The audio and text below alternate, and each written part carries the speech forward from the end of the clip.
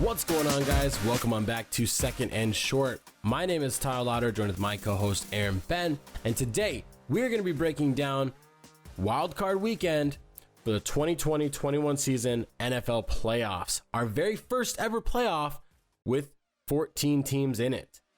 Be sure before we jump on in to click that subscribe button to stay up to date on everything that is Second and Short as we go along. Loads of content coming every week. We're big on social media. We'll talk about those at the end of the show. Also, leave a like down below to show us some support. It's the cheapest way you can do it. With all that being said, let's get on to our show. Let's start with the first game of Saturday, and we got the Buffalo Bills. The 2 seed is playing on Wild Card Weekend. They're going to be hosting the Indianapolis Colts, and if there was a matchup that was not good for the Bills, it was this one. This is the worst matchup they could have drawn, in my opinion. But let's talk about these teams. Let's give your prediction, and then tell me why you think that team is going to win. All right. Well, yeah, I think this is going to be a really tough game for the Bills. The Colts have a very, very strong defense, but the Bills have been unstoppable lately. Josh Allen, he's torn up some very good defenses lately, including the Steelers defense. The Dolphins, they put up 56 points on the Dolphins defense, who's been one of the best defenses this year. So I'm picking the Bills to win. The key matchup for me here, the key thing to watch is how the Colts secondary is able to contain the Bills receivers and Josh Allen. The Bills have so many good wide receivers. Like, even if Cole Beasley isn't able to play, even if John Brown is hurt, they have so much depth. And Isaiah McKenzie, they just signed Kenny Stills. Gabe Davis is looking like a solid rookie. Dawson Knox is a great receiving tight end. It just looks like you have to look at how the Colts secondary is able to deal with that. And if they're able to contain them, I don't think the Bills' run game can do enough to win the game. But overall, I think the Bills are going to pull it off. Yeah, and I also have the Bills going this week. I think they're going to get a win just because they are the better team overall. What I think is the biggest key here is how good the Colts run game can be early on, because they have games where, Jonathan Taylor isn't able to get going like he was in week 17, and that's going to hold them back. And Josh Allen's been playing so well. He's here to prove why he deserves to be the MVP. If anything, right now, he is the MVP of the AFC at least. But I think he's fighting with Rodgers here. And, after a really strong regular season, 45 total touchdowns, he had 14 turnovers, but he had almost 5,000 collective yards, when you take in passing and rushing. And I think this Bills team looks like a serious Super Bowl contender. And I think getting past this tough test is good for them because it can build momentum. Now, for the Colts to win this game, they are going to have to get to Josh Allen early. If they can hold him under 250 yards, force a turnover or two, I think they have a real chance of winning, because this team can kind of play with anybody, hold with anybody. We're either going to see a huge upset in the Colts winning, or we're going to see Phillip Rivers' potential last game in the NFL. And those are some storylines to watch there, but both of us have the Bills winning. You can see down below our score predictions on those games, but let's move on to a divisional matchup in the playoffs. And we have the number 3 Pittsburgh Steelers taking on the number 6 Cleveland Browns. And this is weird, man. Whenever you have to play a team 3 times, everything you've already done goes out the window. It's like brand new. Yeah, and especially I love when 2 teams have to play each other back to back. It seems like it always happens with the Steelers. I think they did that with the Bengals a few years ago. I think we have differing opinions on this game, right? I believe that the Steelers are going to win. And they were close to pulling off the win yesterday, and that was without Big Ben. That was with Mason Rudolph and his stupid hair. I think if they're able to contain the Browns' run game, that should be their main focus. I think Big Ben will be able to pass far better than any of his replacements would, and their secondary should be enough to. I think they have enough talent to shut down Baker and limit his effectiveness. So for me, the key matchup is the Steelers' front 7. Containing Kick Chunt, that's Kareem Hunt and Nick Chubb put together, Fusion Ha, and I think they're gonna pull it off. Fusion Ha! Oh, I love that. Thank you. That's great. Yeah, but see, I'm on the opposite side here. I believe the Cleveland Browns are going to win this game. I think that they are just the overall better team.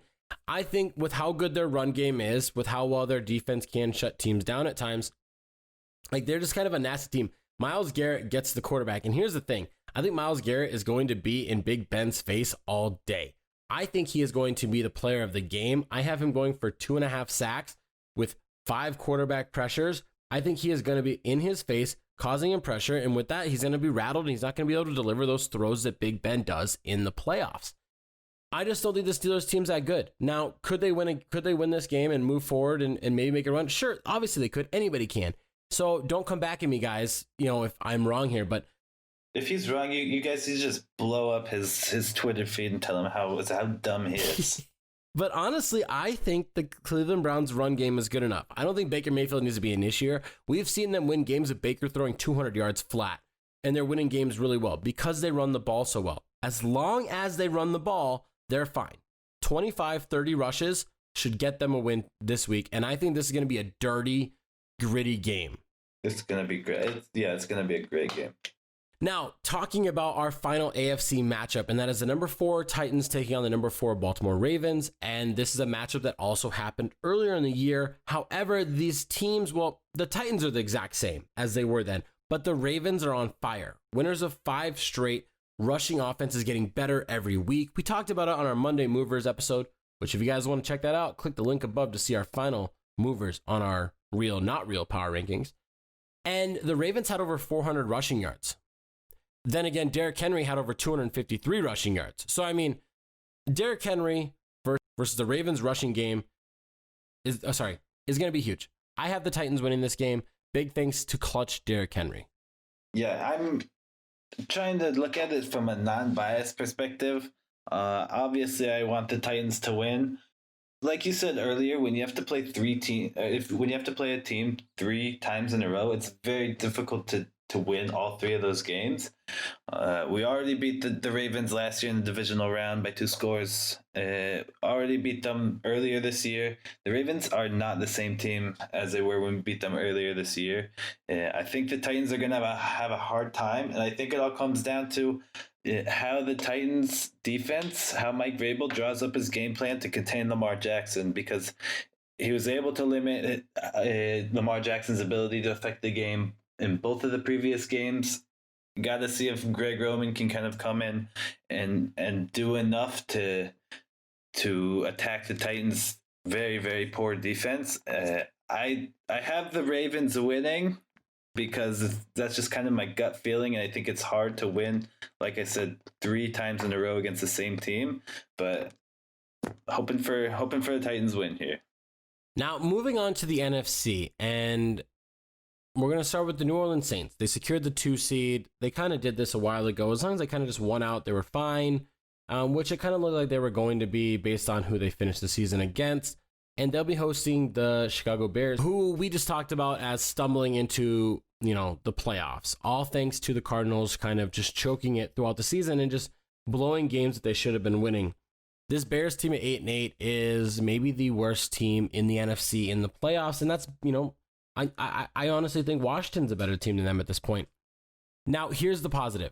Outside of Green Bay, Chicago just rattled off 30-plus points in 4 consecutive games. And then we're hanging in with Green Bay, who is the best team in the NFC right now, throughout that entire game. However, they're going up against the Saints, Drew Brees. This could be his final hurrah. David Montgomery is good, but I think the Saints' defense is better. I got the Saints in this game. I know you do as well. Why don't you tell everybody why you have the Saints? Yeah, everything you said, I agree completely. I don't think Mitch Trubisky is going to be able to do anything against the Saints secondary. We just saw them get 5 interceptions last week. And I think they're going to make him look like a fool. I think if the Bears are going to win, it's going to have to be on the ground with David Montgomery. They're going to have to control the score with tough defense. But I just think the Saints have a better defense than the Bears have. I think they're going to contain David Montgomery relatively with ease. And I think it's going to be a pretty easy warm-up victory for the Saints. Yeah, and it very well could be. Here's the thing. Dave Montgomery's been looking pretty well as of late. He has hit over 100 yards total in his last 6 games. In those last 6 games, he has 8 total touchdowns as well. He's playing great, but sometimes one man can't do it all. And I mean, the one man can, but he's not Derrick Henry. Saints are going to win this game, and it could be an early day for Drew Brees to kind of just sit out, and Taysom Hill could take the lead here. Could we see some Jameis Winston at the end of the game in the playoffs? I would love to see Jameis Winston in the playoffs, man. That guy is ready to eat. He's hungry, man. He wants to eat a W today, man. He is hungry. Those playoff W's are even more satisfying. Now, let's talk about another divisional matchup in the playoffs. Like, I don't know what's going on here. The matchups, the seeding is just working. Number 3, Seattle Seahawks are going to be hosting the number 6, Los Angeles Rams. I almost had a lapse in judgment and called them St. Louis for a second. We both have the Seahawks in this game.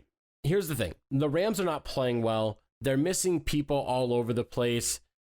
I don't trust a healthy Rams team right now. They're not showing the offense that they should have shown. Then again, Seattle hasn't been showing it. But if I'm going to trust somebody in the playoffs, it's going to be Russell Wilson, who in my opinion is one of the most clutch playoff performers we have in this, past 5-6 years. I agree. And to be honest, like you said, I did pick the Seahawks. This is the hardest game out of all these games for me to pick. And I know, like we all know, the Rams defense is going to be tough. We know the Seahawks offense is going to find ways to score. They're going to put points up. For me, it all boils down to if the Rams, pretty weak offense right now, if they're able to take advantage of the Seahawks 31st ranked pass defense. And the answer for me is no. I think the Seahawks are going to tighten up a bit on defense in the playoffs. Russell Wilson is gonna come out and play. And I think they're gonna beat the Rams, but I don't think it's gonna be by a lot. Yeah, I think it's gonna be a very close game as well. And this is the one game that honestly either team could win last second. It really comes down to playmaking ability.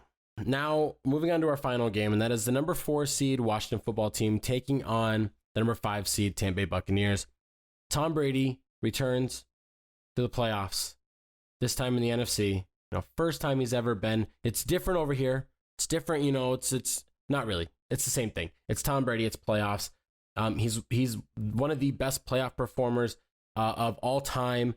I think that if the Tampa Bay Buccaneers get up early in the first quarter, I'm saying 14 to 17 points, I think the game's already done. I don't think Washington's offense is good enough to put up lots of points with this Tampa Bay team.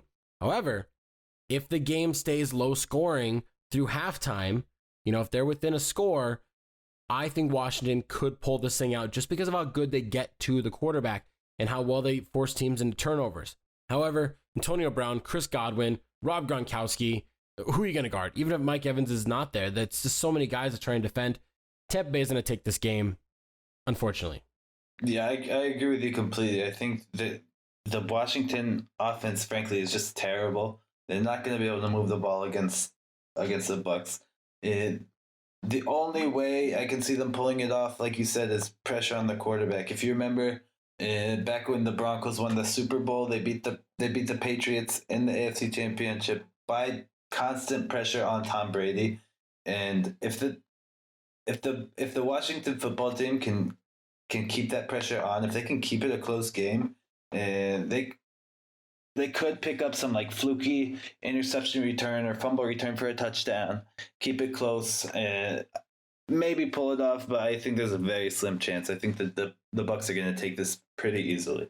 I mean, there are things to note, though, is that the last 2 times a team with a losing record has made the playoffs, they have won their wild card matchup. I mean, we had the Seahawks do it with that huge Marshawn Lynch run against the Saints. We saw Carolina do it when they went 7-8-1. This can happen. And the reason why is because these teams are able to get pressure on the quarterback and they're able to run the ball well. Tom Brady in the playoffs, if he's not going to have a good day, it's because he's pressured. It's the way the Giants beat him in the Super Bowl. It's the way the Broncos beat him to go to the Super Bowl. It's multiple things here. And that is going to do it for us here on Second and Short and this week's edition of Wild Card Playoff Predictions, which will be the only week because next week won't be the wild card. We will be back for a Monday recap of these playoff matchups. We'll do little 2 to 3 minute breakdowns of what happened in the games and what we liked. A little spin-off show from our Monday movers. If you guys want, check us out on social media. We're on multiple platforms such as Facebook, where we update every single episode. We're also on Twitter, where we try to stay engaged with all of the fans out there with polls and things like that. And on Instagram, where we have not only every episode posted, but we also have midweek posts with news updates, health injury reports, stuff like that. And also join us on our Pick'em every Saturday or Sunday before the games. That's if we remember to post it. And feel free to slide into our DMs any time of day, whatever you like, whatever you want.